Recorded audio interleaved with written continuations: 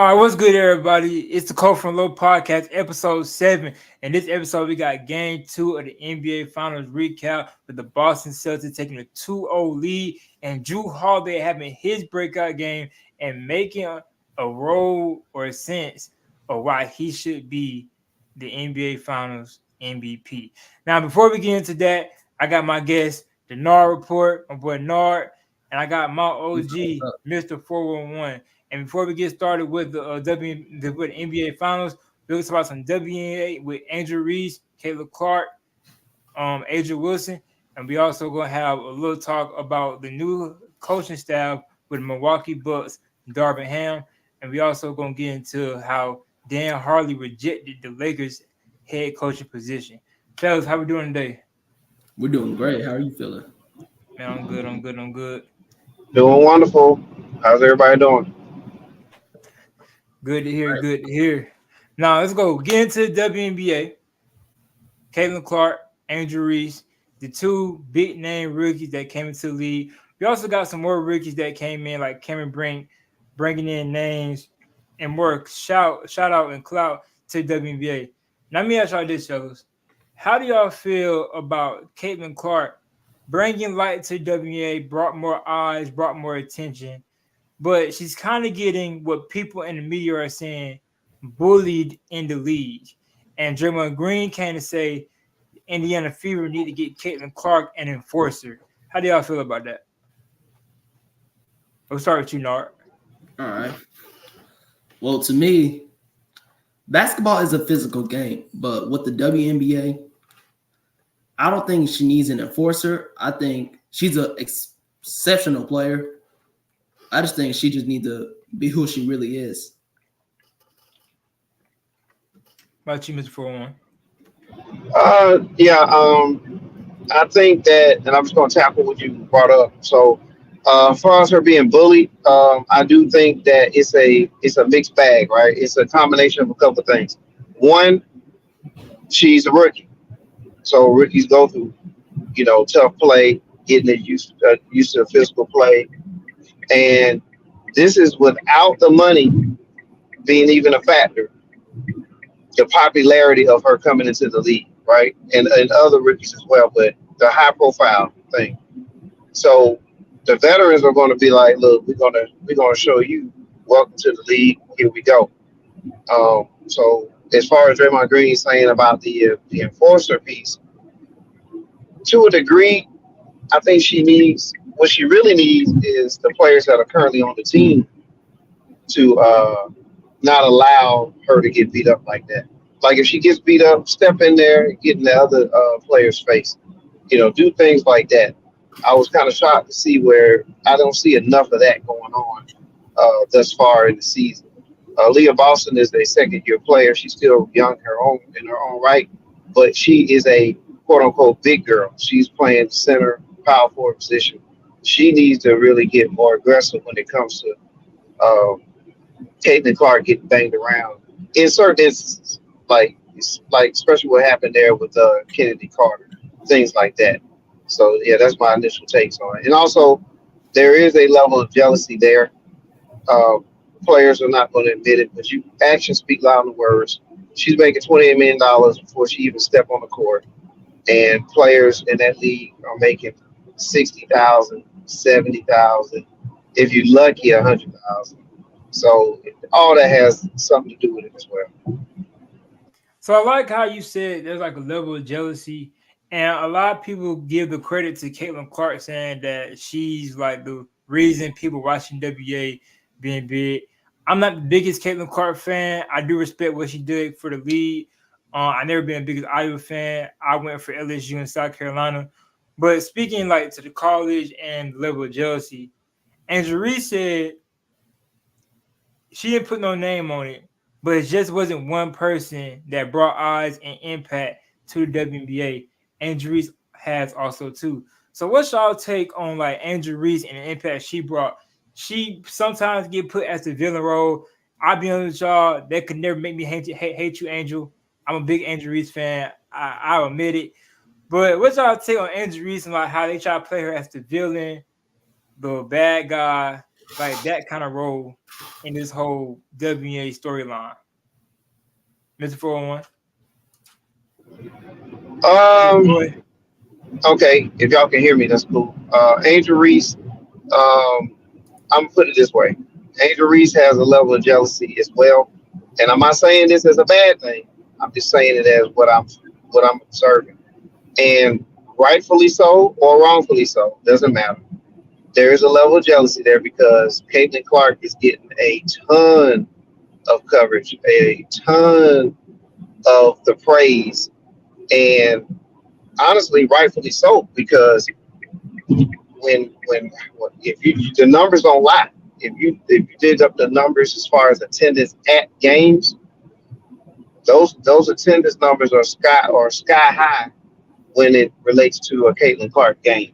Whether that's Caitlin Clark's doing or not, the followers, the people who follow her, that's the reason why it is what it is. And part of that to me is because she grew up in Iowa and she stayed in Iowa and played in Iowa.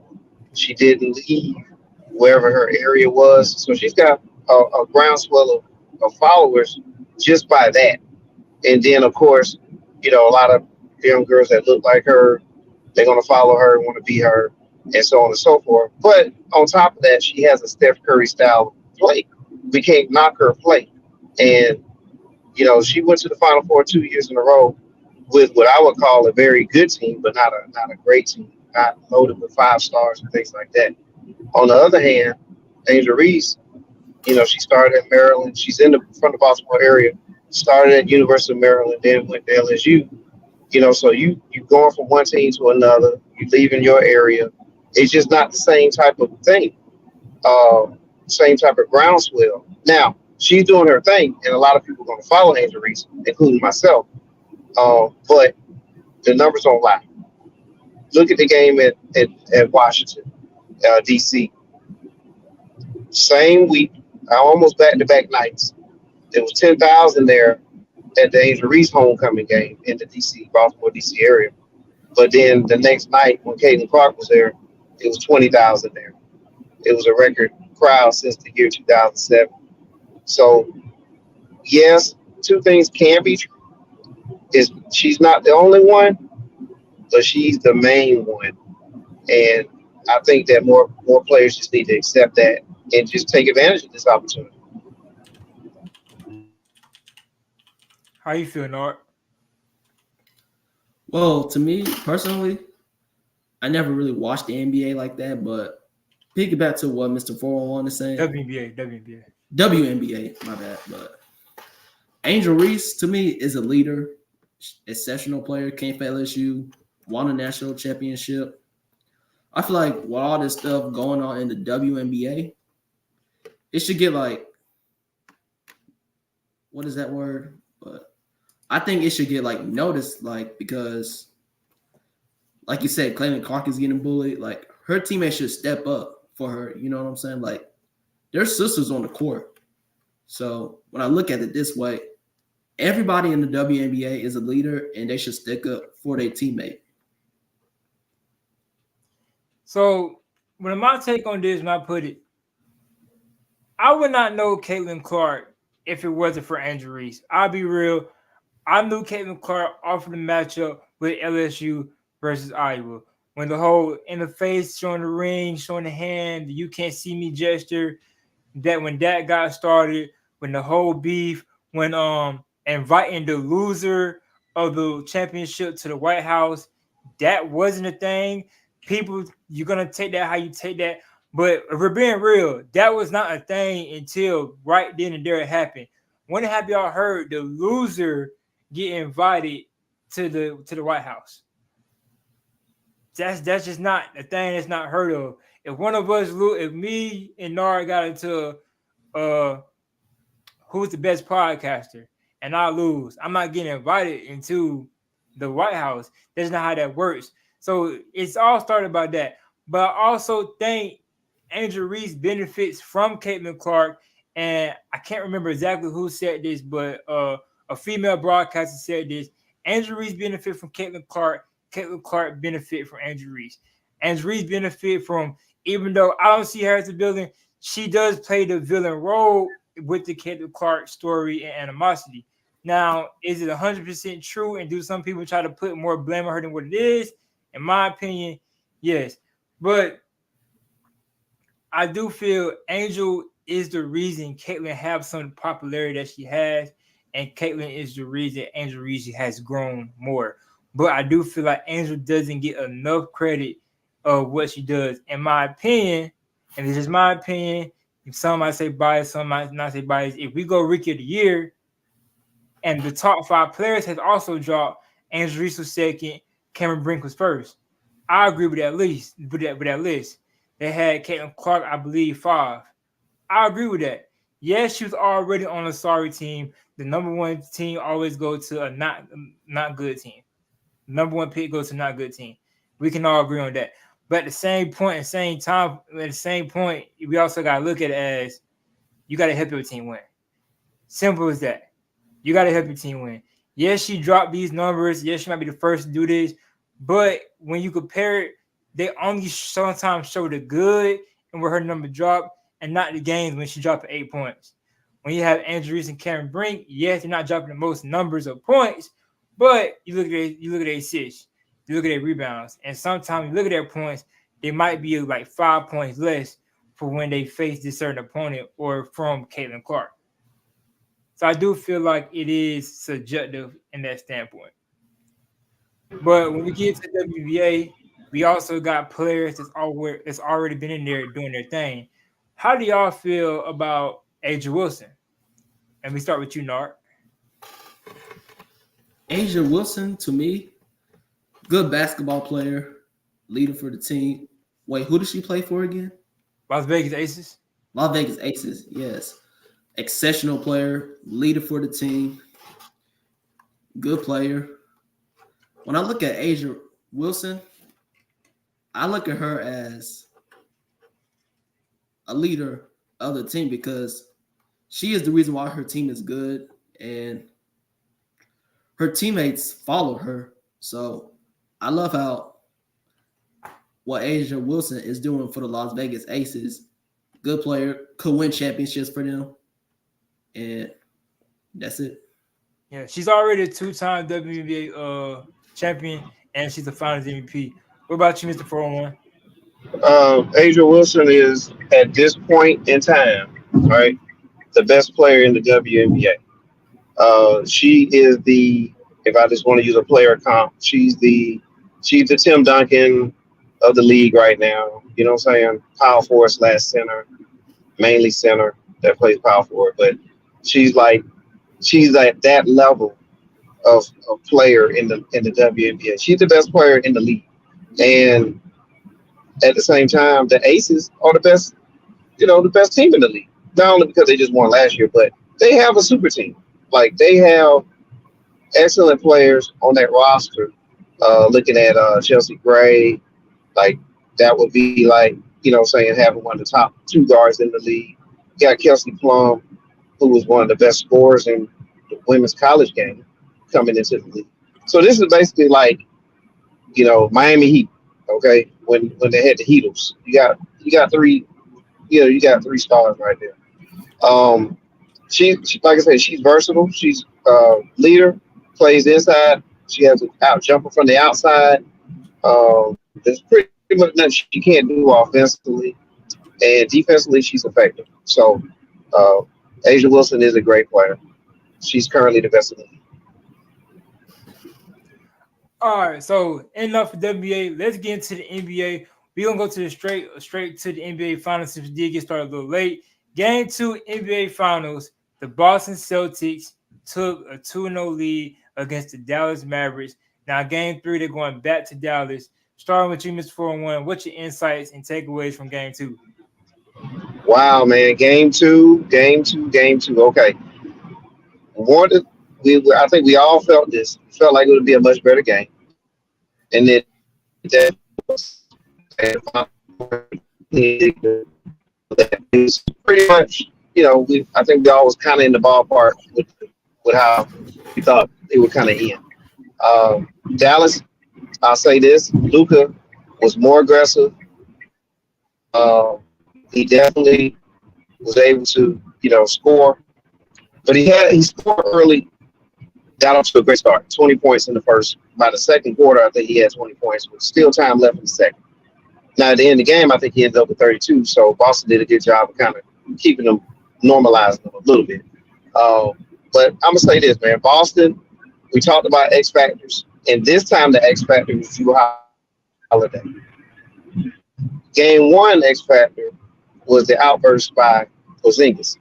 The difference between these two teams to me is that Boston will have that X factor player, and it'll probably be a different one of these games. Like the next game, it might be Derek White. You know what I mean? So that's why I think Boston is getting as winning. Dallas did a better job of figuring out ways to get a couple of those alley oops in, a couple of drives and handoffs in, but they still were atrocious from the 3 point line outside of Luka Doncic. If you take away his threes, I think Dallas was like maybe one for whatever. No, they were not good. They got to be better on that. On the other side, going back to Boston real quick, guys. Boston, they chucked up about 43 pointers. There's a stat out there. Boston was like 11-1 when they shoot more 3 pointers, attempt more 3 pointers than their opponent. They definitely attempted more 3 pointers than their opponent, even though they shot it bad.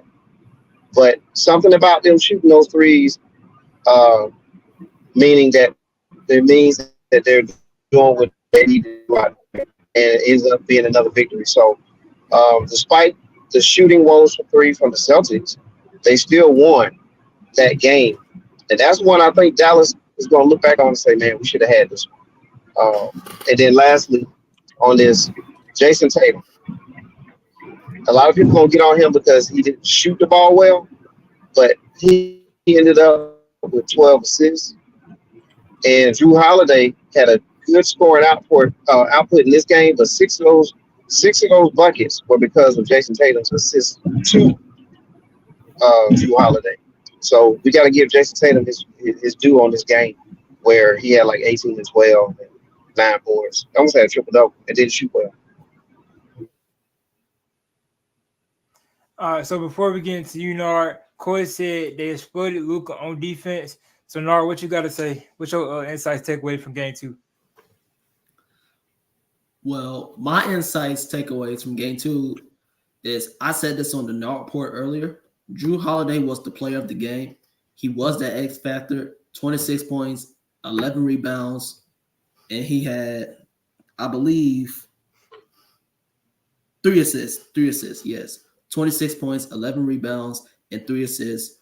Drew Holiday was huge for the Boston Celtics last night. I'm looking at the stats right now. Drew Holiday, 11-14 from field goal range, 2 for 4 from 3-point range. He came ready to play last night for the Boston Celtics, and he was the leader for that team. Because let's be realistic for a second. If Drew Holiday did not win that game last night, hold on. If it wasn't for Drew Holiday, they would have even won the game last night. So when I look at it this way, Drew Holiday was the reason why the Boston Celtics won this game. And let's go to the Dallas Mavericks for a second. Luka Doncic is the only one that's ready to play. You know what I'm saying? Kyrie, 60 points. Not a better game. That's 4 points from game one. You know what I'm saying? He had 12 points. Kyrie Irving has to do better. And like we said on the last episode, coaching adjustments, not there. Luka Doncic, he is motivated. He had 32 points last night. And the role players have to step up. It's like Luka Doncic is doing all the work.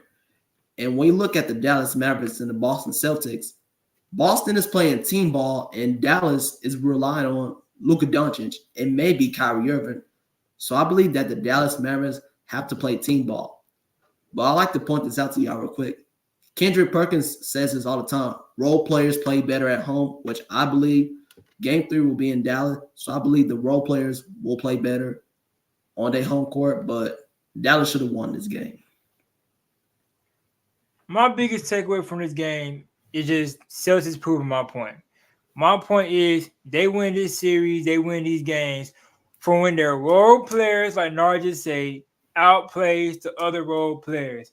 All the Celtics role players, except for Al Horford, went either over 20 points or close to 20 points.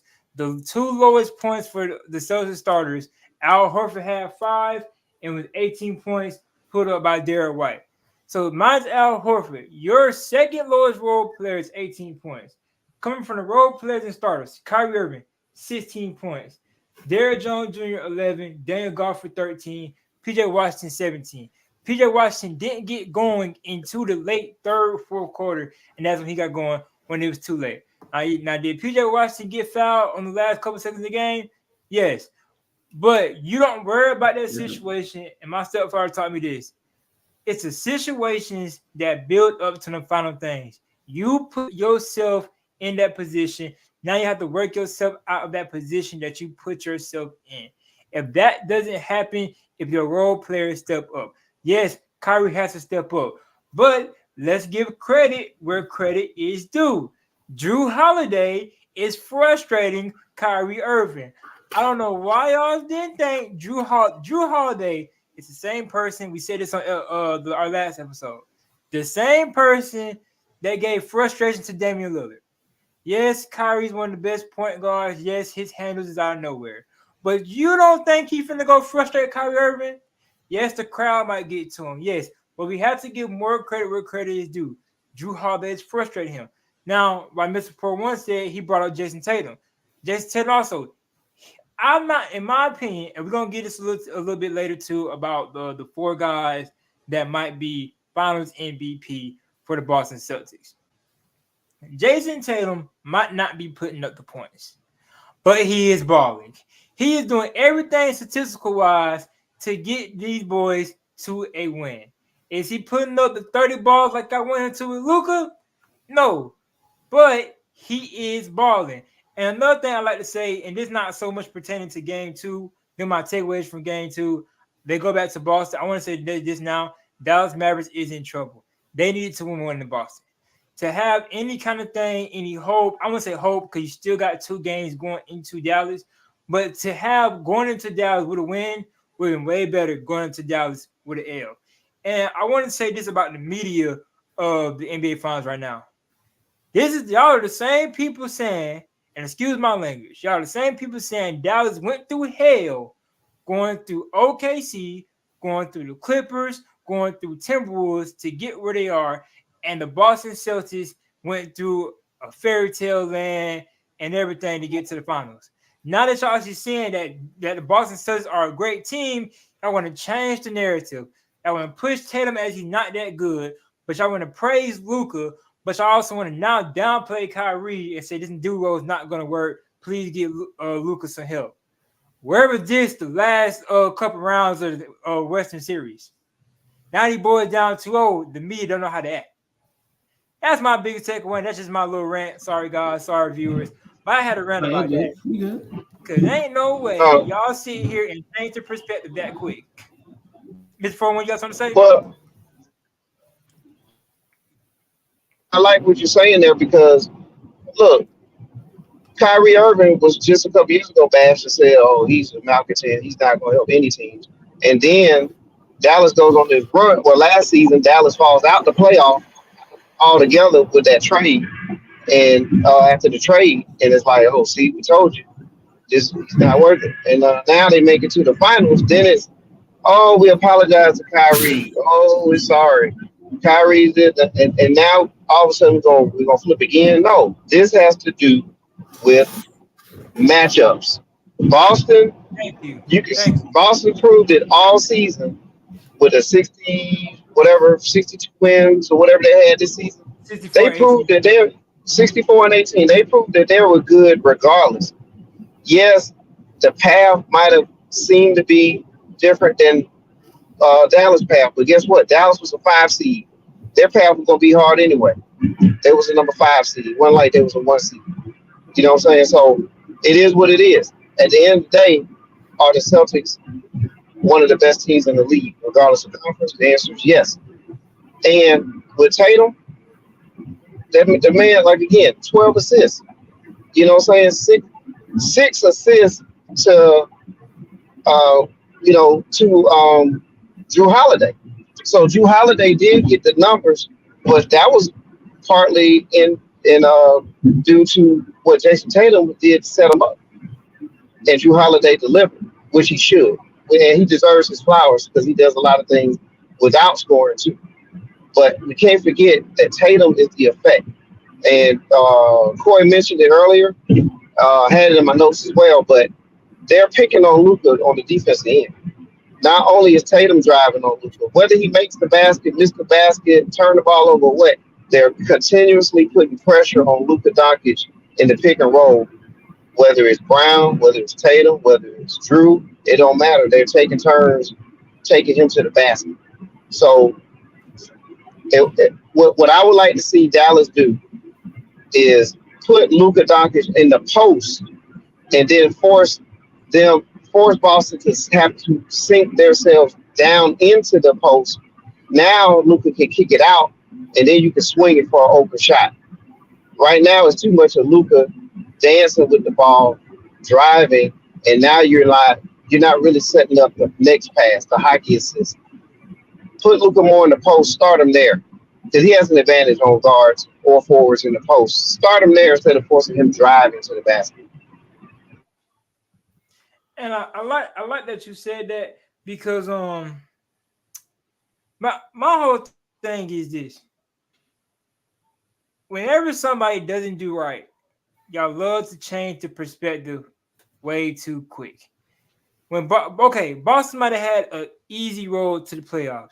Yes, we all know that the West has more superstars, but let's put it like this, right? If the Pacers would have got to the finals, would y'all have gave them credit? The only credit y'all probably would have gave them is that they beat Boston. And guess what? They played an injured Milwaukee team. They played an injured New York team. At this point, any team that came out of the East, if your name did not beat Boston, no, that's probably the only credit you would have got. You beat Boston. That was the only credit. And then also with that, you sit here and you say Boston also can't get the job done. Because they didn't get the job done in 2022.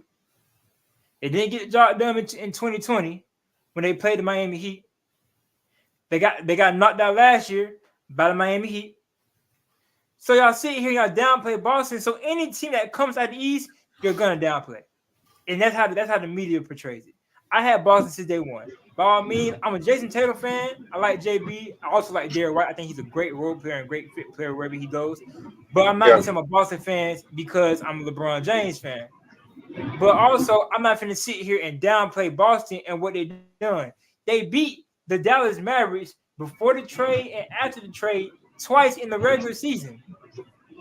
They beat some of your best teams in the West. Yeah, 64 wins, man. That tells me all I need to know. 64 wins. Right in 64 wins. Right in there. And we got my man Jeffrey. He said at this point, Luka is losing trust in the other four guys with him. So that's why he's playing more one-on-one ball instead of looking No, for the assist. And that's true. You have 34 points with no wins. And you seen Luka was tired. He was but straight dog tired.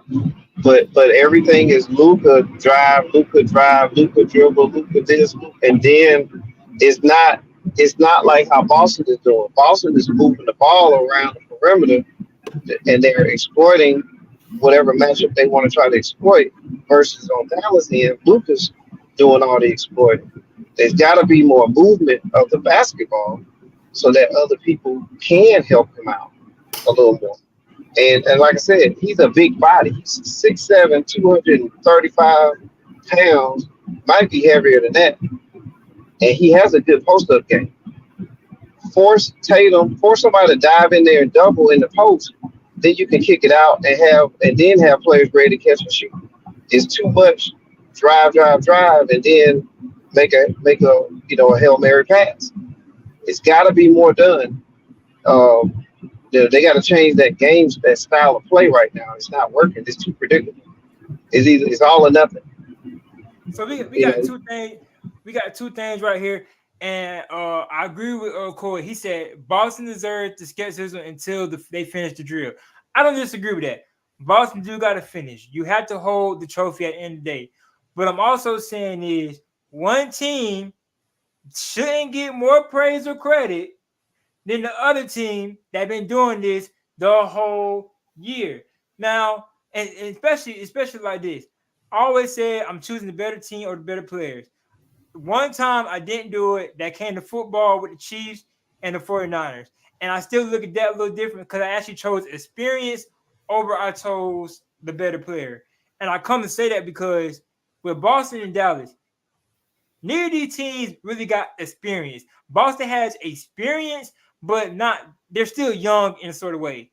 Luka and Kyrie has experience. Other than that, it's over with. So they really on the same boat. It comes down to talent role players, and that's what it is right there. So yes, Boston do deserve a little more than what they getting because they didn't finish the drill yet.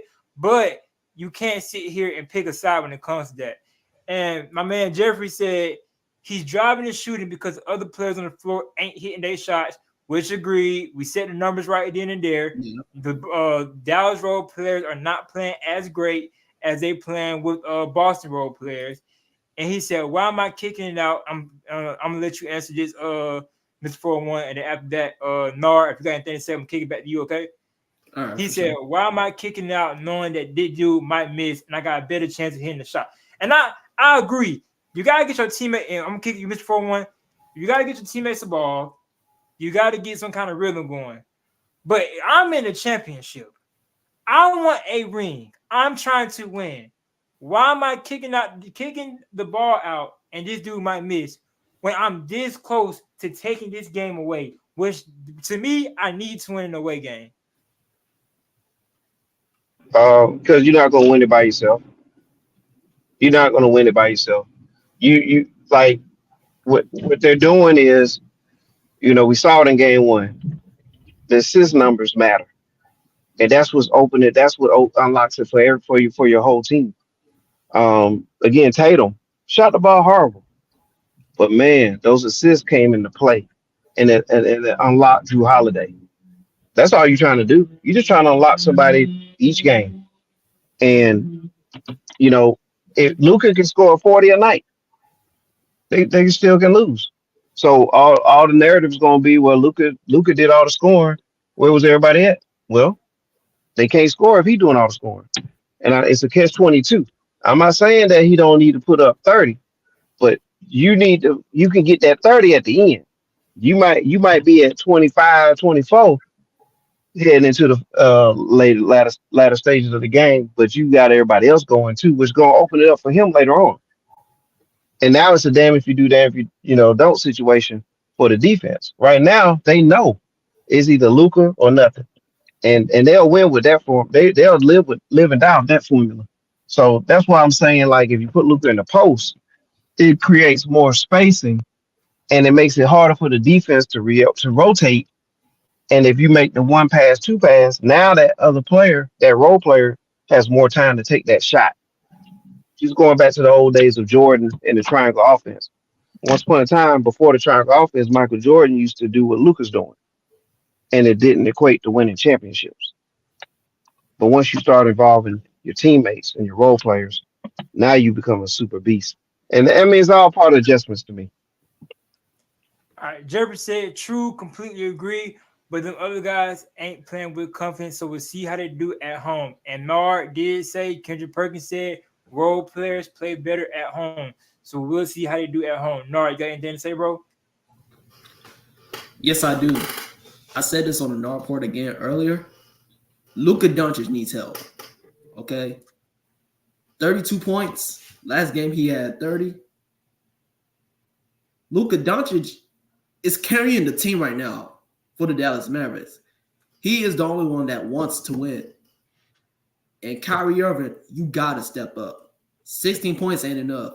And I said this in my video. I need at least 20 to 25 points for Kyrie Irving. Luka dropping 30, fine, but Kyrie has to score at least in between 20 to 25 points if they want to win. And the role players, I expect at least 15, 20 points from them as well if they want to win. I feel like the role players have to step up as well too, because Luka is doing everything right now. Driving to the basket, shooting the ball really well. Is that the reason why Luka Doncic has been passing the ball to his teammates is because they're not doing what they're supposed to do, not knocking down shots, not driving to the basket.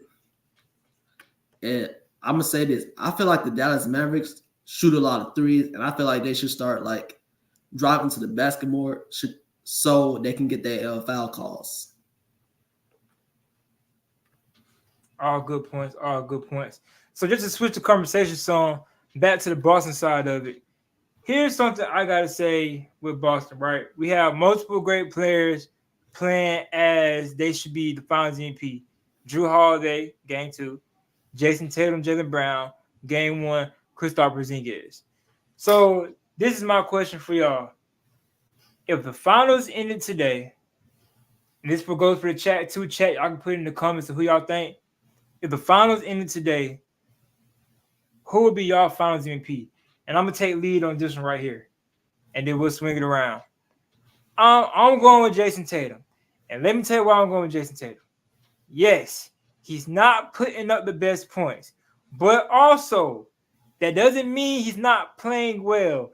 Just because he's not going out there dropping 20 bombs, 30 bombs, 40 bombs, let's get this understanding right here. For one, he doesn't have to. It's not a terrible thing, or he shouldn't be bashed on because he has a great supporting cast or a great team around him. Number two, when does points dictate that it's the whole thing of basketball? Yes, points win the game. But last time I checked, getting your teammates the ball with assists wins you the game. Getting rebounds wins you the game.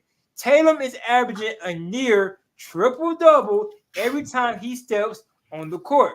And right here, 17 points per game, 10 rebounds per game, 8.5 assists per game. His field goal percentage is not the best, and I feel like they put it up there to bash Tatum just a little bit. But his field goal percentage is not the best. But once again, when does not playing the best numbers, rebounds, assists, yes, he's not putting the most points as we expect, but he's winning, and it has an impact. Jaylen Brown, 21.5. But look at the decrease of rebounds. They don't have his assists up here because Jaylen Brown assists can sometimes vary. He's playing great defense. He has been guarding Luka majority of the time. Props to him. He'll probably be second for me. But we're being real. This and this is not too much different. We put Drew Holiday up there, 19 points. And that got a little more boost because of the game he had last time. He wouldn't be that much above Tatum if he didn't have a game two. Not bashing Drew Holiday. I love Drew Holiday because I'm a defensive kind of player. That's my game. I love defense. But he has 1 steal per game. Jaylen Brown has 3 steals per game. He has 2 more points than Tatum. 9 rebounds. Guess what? Tatum has 10 rebounds. I just feel like just because Jason Tatum is not dropping the numbers that we expect him to drop right now, point-wise, he should not get as bad as he shouldn't be Finals MVP. And I don't have stats for Kristaps Porzingis, but he's been doing great also, but I still don't think he should be in the Jason Tatum conversation. Well, if you don't, my fault, Mr. Foreman, when you had something to say? well, if you don't mind, let me go. Let me go ahead and go because Nard may have somebody different. So I have Tatum as well, and I mean, basically just repeat what you said. And I'm also going to say that um, Porzingis, Drew Holiday, Derek White, all these other guys, they don't have to have a good game every night. They don't have to have a super rare rounded game every night. Jason Tatum does. He has to do what he's doing every night. And what's overlooked is that when he's penetrating and driving on Luka, he's constantly putting pressure on Luka. He's constantly wearing him down. Luka, yeah, he may have ended up with 30 last night, but he probably could have had more than that if he wasn't getting worn out on the defensive end too. And that has a lot to do with it too. But those assists, again, 6 assists was to Drew Holiday. So that helped boost Drew Holiday. That to me, that's making Tatum's case for MVP. So if it ends today, I'm going with Jason Tatum as the leader in the clubhouse for MVP. But hey, Boston Celtics don't care. This is a media conversation. The Celtics want this championship. They want to get to 18 championships, and that's all they care about, to be honest with you. And this shows you that they built their team where they have solid players across the board. So that's why we have this ebbs and flow. That's why we can have this conversation about who's what, because it's not all about one guy, carrying the load. Their team is not built that way, but they do have a guy in Tatum that could go off at any moment. So we still haven't had that game yet either. So that's the end of my comments for that, and pass it over to Nard. Thank you. Right before you go, Nard, let me go ahead and get some of your comments in. Jeffrey said, if at the end of the day, it'd be Brown. Coy said it'd be Holiday. Jeffrey, get into the political side of things. Jeffrey said, give it to Tatum so he can be pushed as the next face of league. That's an interesting take. I actually like that take because, again, to more the politics of NBA and sports do have political standards. Yeah, you can't market Tatum though. They're not gonna market Tatum. Tatum is too he's too vanilla to be marketed. He doesn't have that personality. So It's a yeah, lot of guys they you really could can't you could market you in the could league. yeah, you could try it all we want, but I don't even think he wants that kind of attention. Like think about Kawhi Leonard when he was on his game, arguably one of the best players to be in the league, period. Can do it on both ends at elite level. And you know what I'm saying? And it didn't quite work with him either because of personality. I just think personality wise, you know, outside of him with his little kid, Deuce, like that's probably the most excitement you're gonna get out of Tatum. That's not a bad statement. Coy said Holiday because his efforts on Irving. And stop disrespecting Kyrie Irving. Please spell his name right. Nar, what you got, man? So I'm gonna go with a little different here. At first, I was going to say Jaylen Brown or Kristaps Porzingis, but my Finals MVP will be Jrue Holiday because he is the leader right now for the Boston Celtics, playing both sides of the ball. Defense on point, offense is great. The Boston Celtics are playing off of Jrue Holiday because Jrue Holiday has the experience of playing in the NBA Finals, won the championship in 2021 with the Milwaukee Bucks. But otherwise, though, Jrue Holiday is a good player, and he's a good offensive player as well, too. To me, when I watched Jrue Holiday, I didn't really see him as an offensive player like that. I look at him as a defensive player. But when I watch Jrue Holiday, he could drive the ball to the basket. He could shoot the J really well. Defense, unstoppable because Jrue Holiday is clamping up everybody on the Dallas Mavericks. Whoever he guarded, he's clamping them right now. So I'm giving Jrue Holiday the Finals MVP. Coy agrees with you. He said Holiday because his efforts on Kyrie Irving. Just put it back up there. This one I agree with. Jeffrey said he's about to be the highest paid after this year. And they do win the championship right now on the Celtics team. Jaylen Brown is the highest paid. His rookie contract did go up before Tatum did.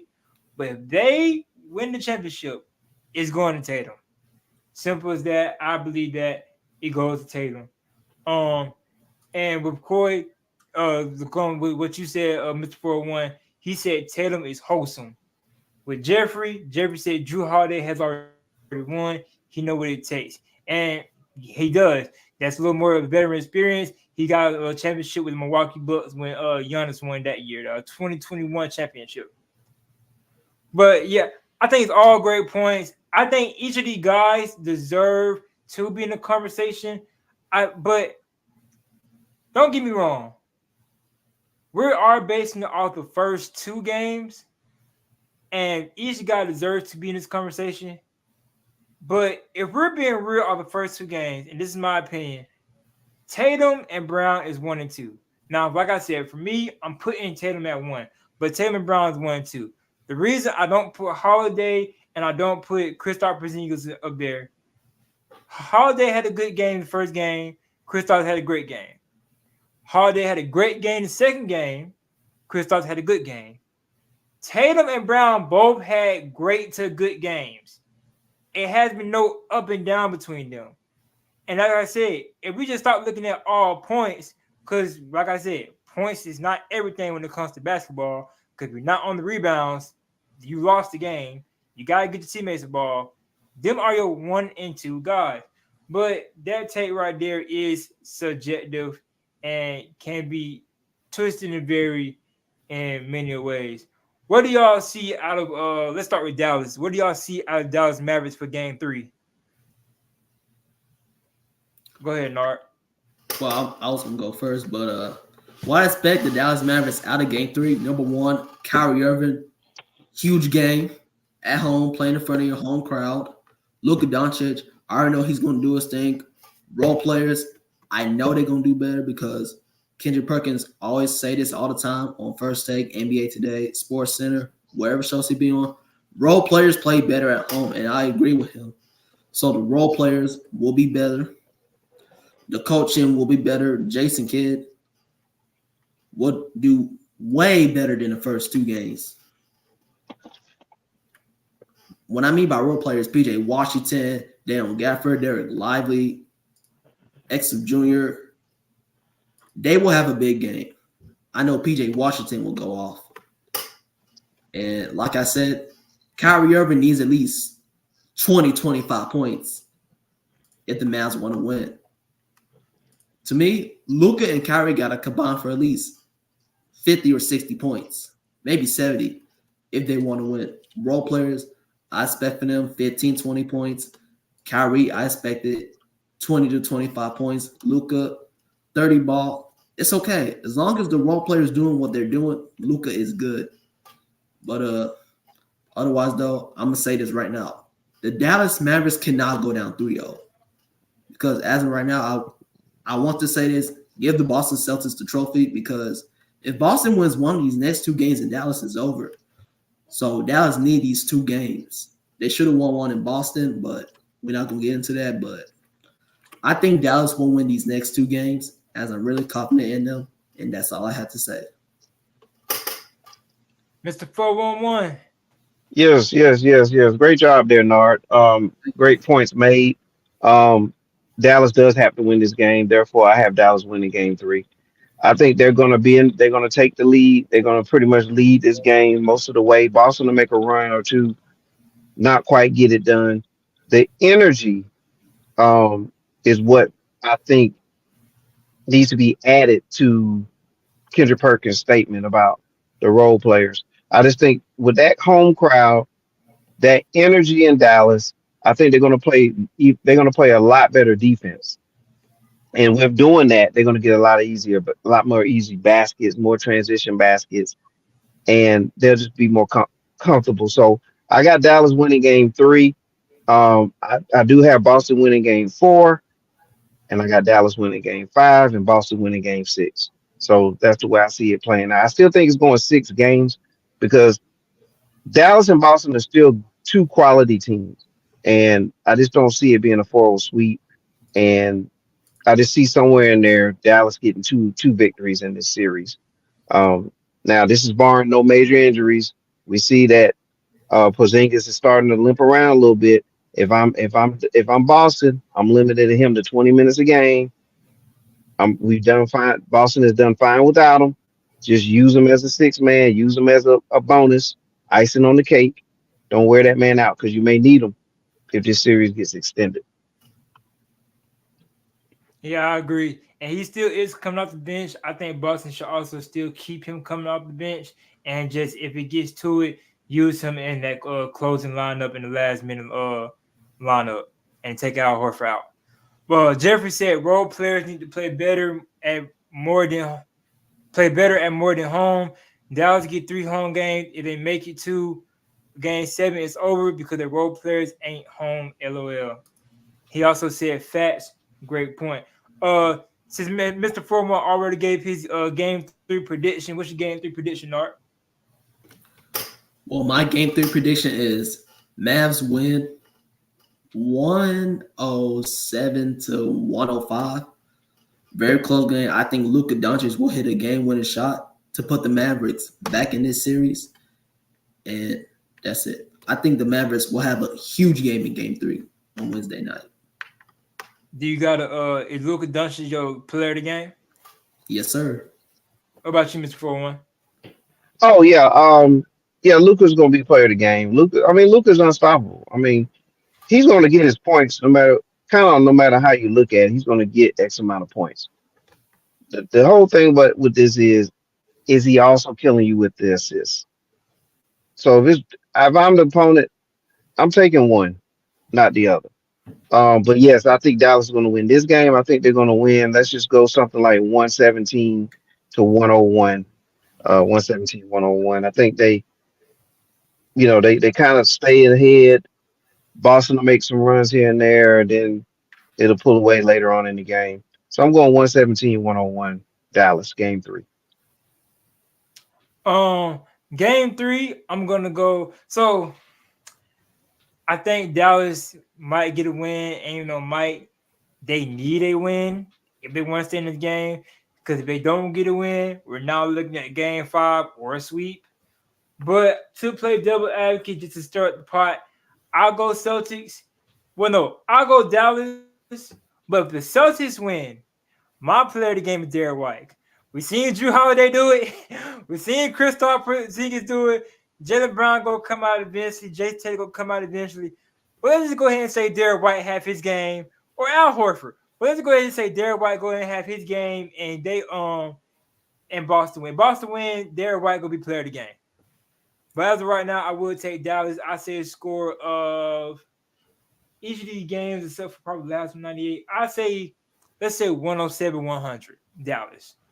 But if Boston wins, I do like Derek White. Do we have any closing remarks, gentlemen? No. No, thank you again, Nara. Good seeing you and hearing from you again. Same thing, Cole.